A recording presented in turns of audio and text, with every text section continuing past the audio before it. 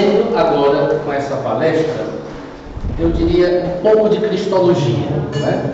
Esse simpósio, basicamente, ele é um simpósio de demonologia e angelologia, não é? Ou seja, nós tratamos de temas que estão voltados à demonologia, que é uma parte da teologia dogmática. Portanto, é uma área específica da teologia. E, obviamente, tendo em vista que nós estamos falando do demônio, da ação extraordinária do demônio, é esperado que nós falemos também daquele que vence o demônio. É óbvio. Nós falamos do demônio, das suas armadilhas, das suas insídias, mas o demônio é uma criatura muito nojenta, diga-se de passagem, mas é uma criatura, e vencido já está por aquele que é leão da tribo de Judá.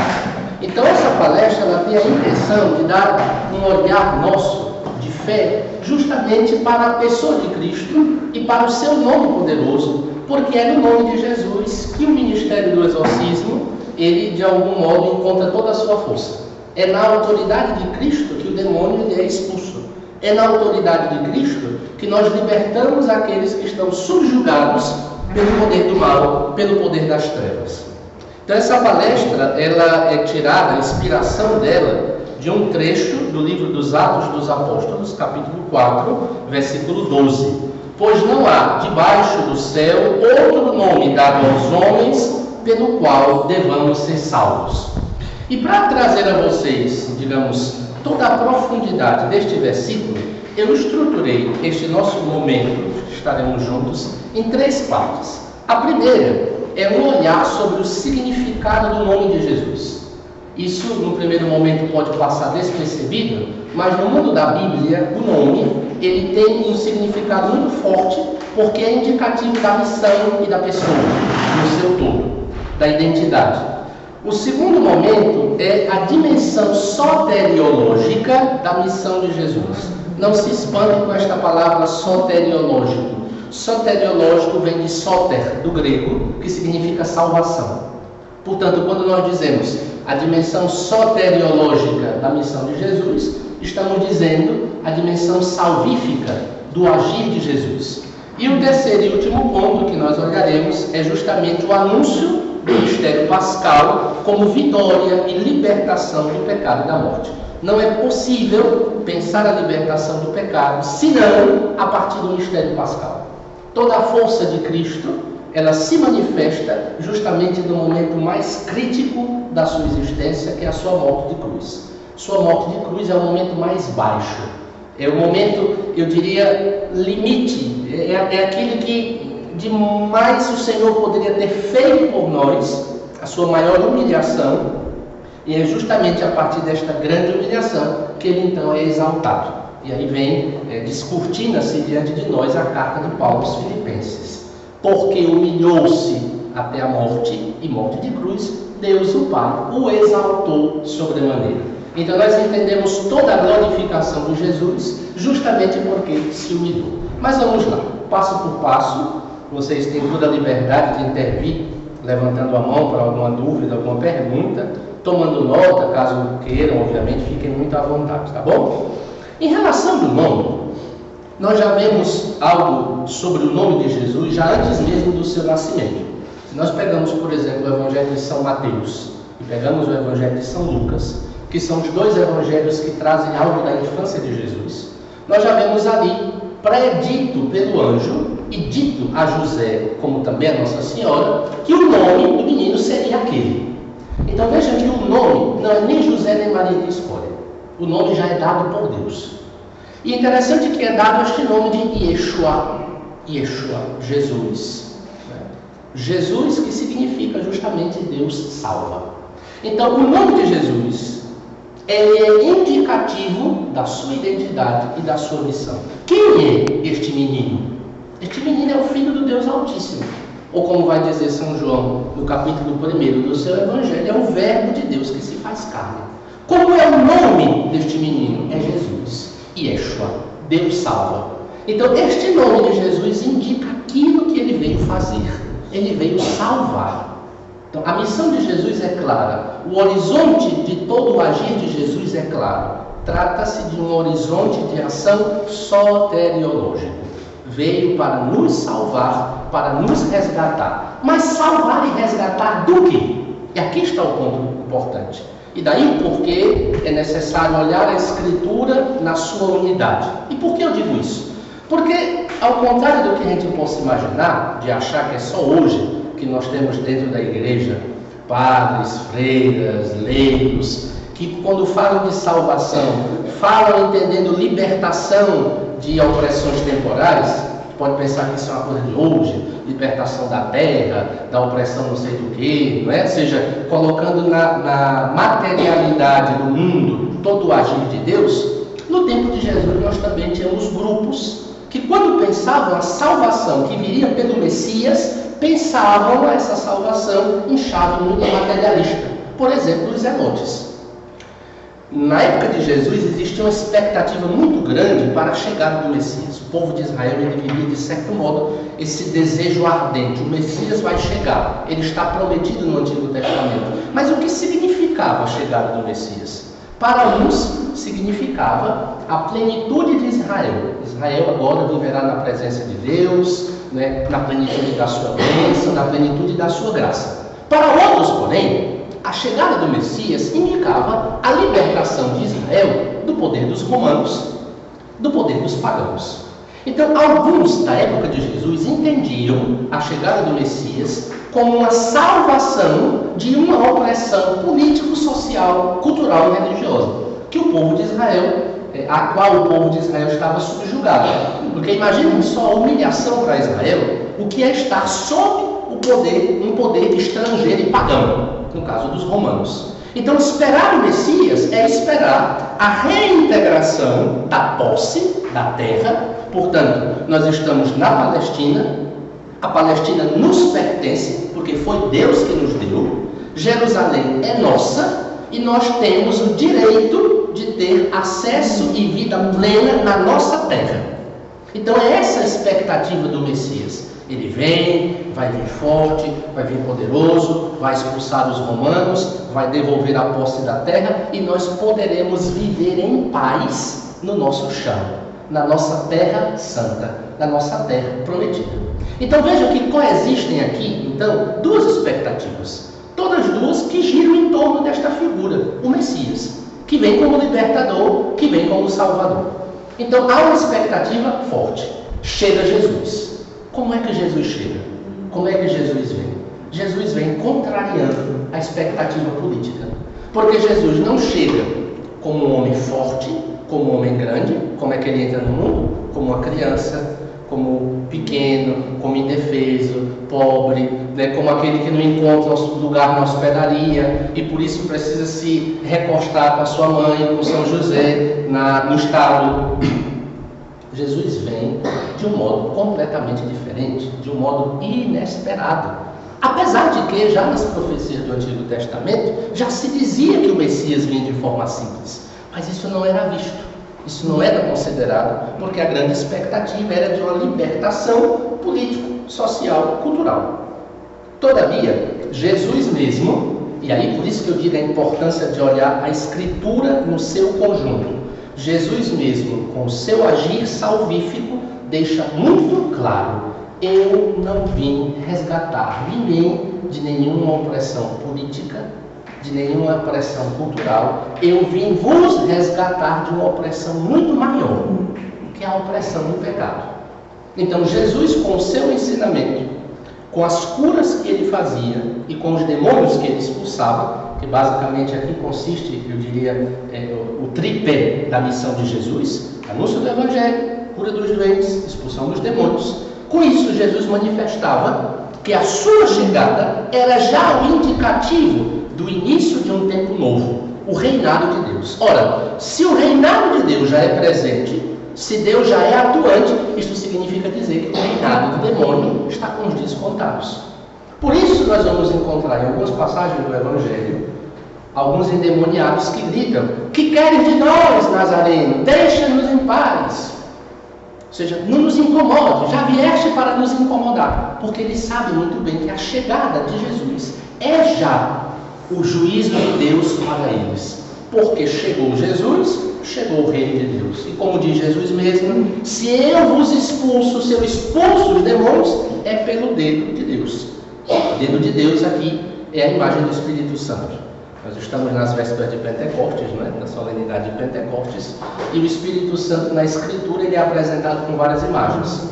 Uma pomba, chama de fogo, labareda de fogo, é apresentado como um rio de água viva, como fonte de água viva, mas é também apresentado como uma imagem de dedo. É o dedo de Deus. Então, quando nós escutarmos esta expressão, se é pelo dedo de Deus, nós estamos falando de uma imagem que remete ao Espírito Santo, né? Como poder, né? Que age, que liberta, que santifica, que cura e salva. Então, este nome Jesus, que já é dado ali, já delimita, já diz a missão de Jesus.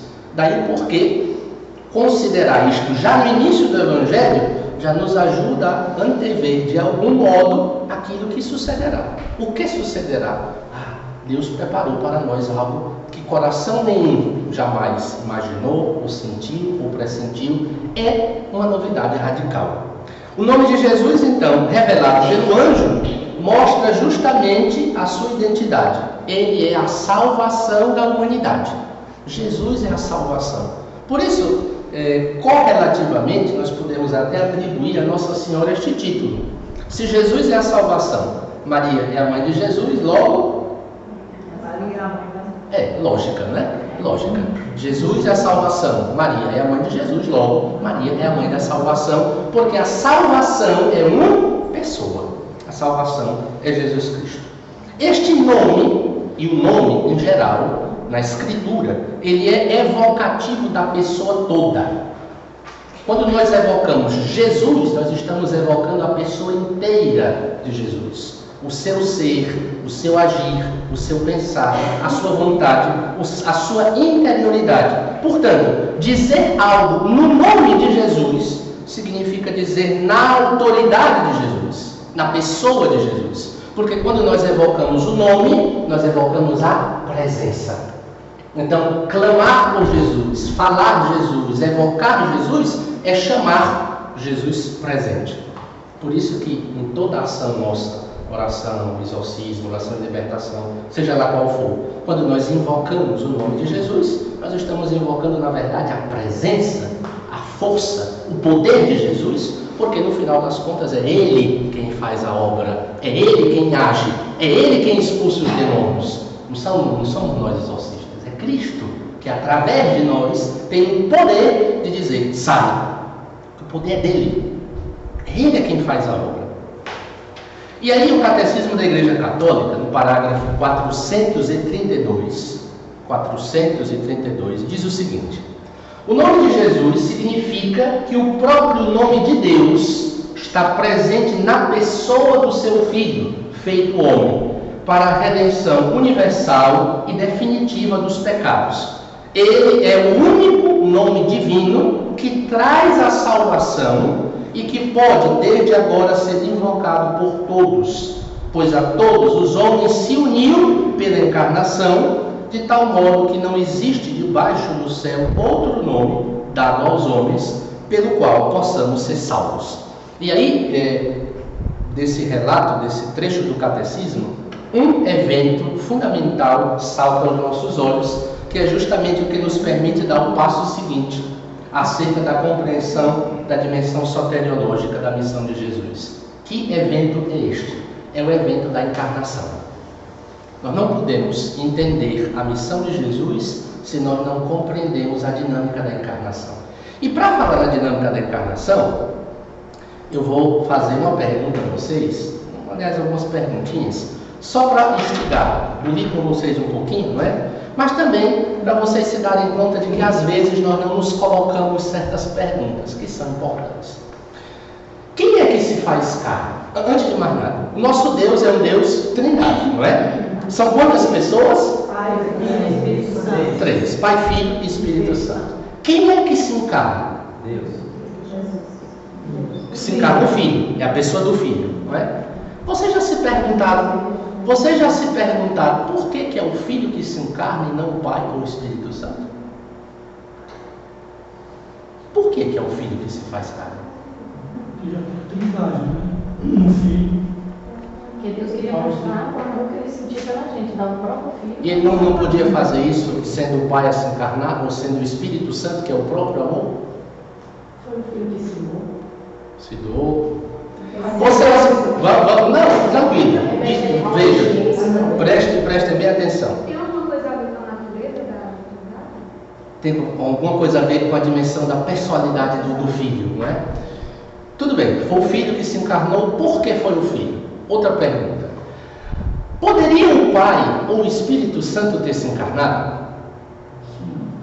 Vocês acham que não? Eu acho que não. Não? Vocês acham que não? Vocês acham que o Pai poderia ter se encarnado? Vocês acham que o Espírito Santo poderia ter se encarnado? Veja. Mas não Foi, presta atenção, foi no rumo. Você, o deveria, nós poderíamos substituir, não foi conveniente. E quem diz isso é Santo Tomás de Aquino. Santo Tomás de Aquino, na Suma Teológica, quando se coloca esta pergunta, porque esta pergunta não somos nós modernos que fazemos, os medievais já a faziam há séculos atrás. Ele se questiona. Existe um fato, é o Filho que se encarna, ponto.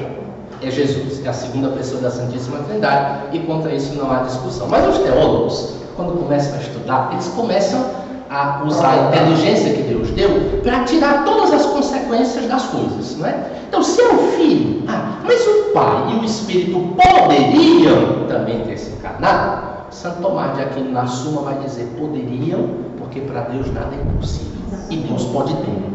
Então, nós nunca podemos colocar nenhuma limitação ao poder divino. Poderia ter sido o Pai, ou poderia ter sido o Espírito, se Deus quisesse que assim tivesse feito. Mas Santo Tomás diz, não foi, porém, nem o Pai, nem o Filho, porque foi conveniente, e aqui a gente sempre vai usar, aplicado a Deus, a palavra conveniente e nunca necessário, porque Deus não é obrigado a nada. Quando nós dizemos que algo é necessário, nós estamos dizendo que algo é, de certa maneira, obrigatório.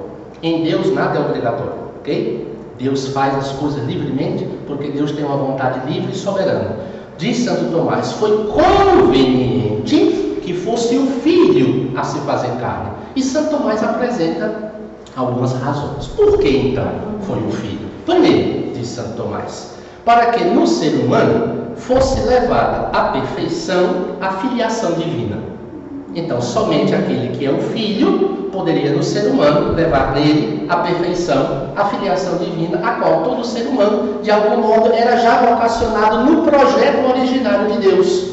Segundo, para vencer no homem, e para vencer ele assumindo a nossa natureza, vencer o desejo da ciência.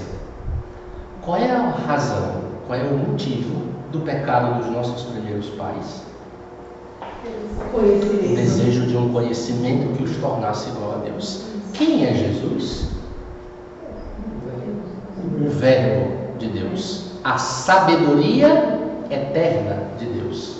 Logo, sendo Jesus o Verbo de Deus, sendo Jesus a sabedoria eterna de Deus, e Ele se fazendo carne, é Ele quem sacia o homem no seu desejo de conhecer. Porque quem conhece a divina sabedoria conhece tudo, não se torna Deus, mas se sente pleno. Porque quem é pleno da sabedoria, quem é pleno de Deus, não sente necessidade de mais nada. A propósito, é isto, de certo modo, o nosso futuro.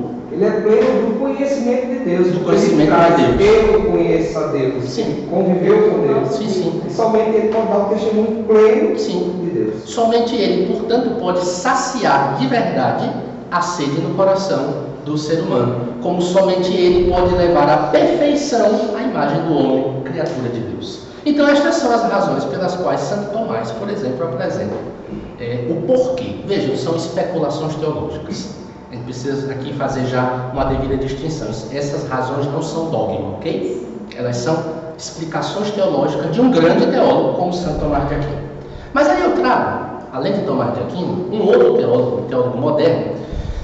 A gente, assim, desse teólogo a gente procura assim um pouquinho, né? Porque ele é um teólogo católico, mas vez por outra, né? teve assim, algumas intuições um pouquinho avançadas demais, não é? Não sei se vocês já ouviram falar de Karl Rahner.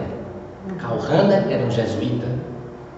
E às vezes os jesuítas parecem que tem um parafuso a menos. Opa, tá gravando? Ele era um jesuíta, não é? E Karl Rahner, vez por outra, tinha umas coisinhas um pouco estranhas no que dizia, porém, ele disse uma coisa interessante acerca da encarnação do Filho. Pelo menos para mim, essa explicação de Karl Rahner, a mim, que sou estudioso, professor, de certa maneira me convence mais, me aquieta mais o coração. Karl Rahner diz, diferentemente de Santo Tomás de Aquino, que não, somente o Filho poderia ter se encarnado. Nesse ponto eu discordo dele, porque eu fico com Santo Tomás, porque Deus pode tudo. Mas por que ele diz que somente o Filho poderia ter se encarnado? Porque ele diz, porque na Trindade, o Filho é aquele que possui a capacidade de autocomunicação. Justamente porque é o Verbo, justamente porque é a palavra, na Trindade ele é aquele que comunica. Ele é aquele que autocomunica Deus. Por isso Jesus é a plenitude da revelação. Por isso fora de Jesus nós não encontraremos nenhuma outra palavra. Porque ele é a palavra do Pai, ele é a palavra única e definitiva. Fora desta palavra não há nenhuma outra. Então Karl Rahner diz, era próprio do Filho a encarnação, porque é próprio do Filho, da pessoa do Filho, como uma qualidade, como uma propriedade, autocomunicar. Sair de Deus sem deixar de ser Deus. Sair de Deus para comunicar aos homens que não são Deus, Deus mesmo. E é assim que, fazendo-se homem, Jesus mostra ao homem o que é o homem. Então, quem é, na verdade... Eu nem achei essa não. Como? Eu também achei essa explicação. Eu também podia ser as outras pessoas. Quem é que mostra ao homem o que é o homem? E quem é que mostra ao homem o verdadeiro projeto de Deus ao homem? É o Filho feito homem. Então, o evento da encarnação, ele é um evento fundamental para compreendermos a missão de Jesus. Porque ao se encarnar, Jesus assume a nossa natureza, toda ela, exceto o pecado, e como dizia São Leão Marinho, aquilo que não é assumido não é redimido. Então, se Deus deveria nos salvar, e Ele assume toda a nossa natureza, é justamente fazendo-se um de nós que Ele nos salva. Então, nós precisamos, com essa ideia que eu acho que ficou clara para a cabecinha de vocês, não ficou? Perfeito. Com esta ideia, nós precisamos entender uma coisa. Toda a vida de Jesus, ela é salvífica. Nós não podemos imaginar a salvação só na hora da cruz. A cruz é o ponto alto da salvação. Mas toda a vida, cada evento, cada momento, todo momento vivido por Jesus até a sua respiração, nos salva e nos redime. Porque ao assumir a nossa existência, Jesus está salvando tudo aquilo que é humano. Trabalhar, está redimido. Descansar, está redimido. Vida em família, está redimido. Comer, está redimido. Tudo aquilo que é profundamente humano está redimido porque foi tocado pelo Verbo encarnado. Daí nós entendemos que a nossa vida não tem ela naquilo que é fundamentalmente humano, não tem nada de errado. Nossa vida, ela é como Deus quis que ela fosse. E nós vemos isso quando nós vemos a vida de Jesus. Porque a vida de Jesus foi uma vida como a nossa, exceto o pecado. Jesus descansava, Jesus trabalhava. Imagina Jesus serrando a madeira com São José e suando. Imagina Jesus tendo que tomar banho. Óbvio, é óbvio. O que tem de mal? Então nós precisamos aprender a ver na ordinariedade da nossa vida, do dia a dia, entender que ali também nós fazemos a vontade de Deus, porque ali também a vontade de Deus se manifesta e se concretiza. Olhar desta forma a nossa existência nos faz valorizar mais cada instante da nossa vida como ocasião de encontro com Deus. A minha existência, toda ela, quando eu durmo, quando eu descanso, quando eu estou me divertindo, quando eu estou com os amigos, quando eu estou trabalhando, quando eu estou rezando, toda ela é uma existência que deve ser tocada por Deus.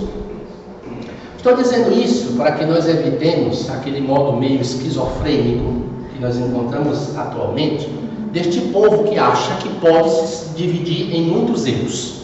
Eu sou eu da igreja, eu sou assim. Quando eu saio da igreja e estou no meio dos meus amigos, eu sou diferente. Quando eu saio lá do meio dos amigos, eu vou para o trabalho.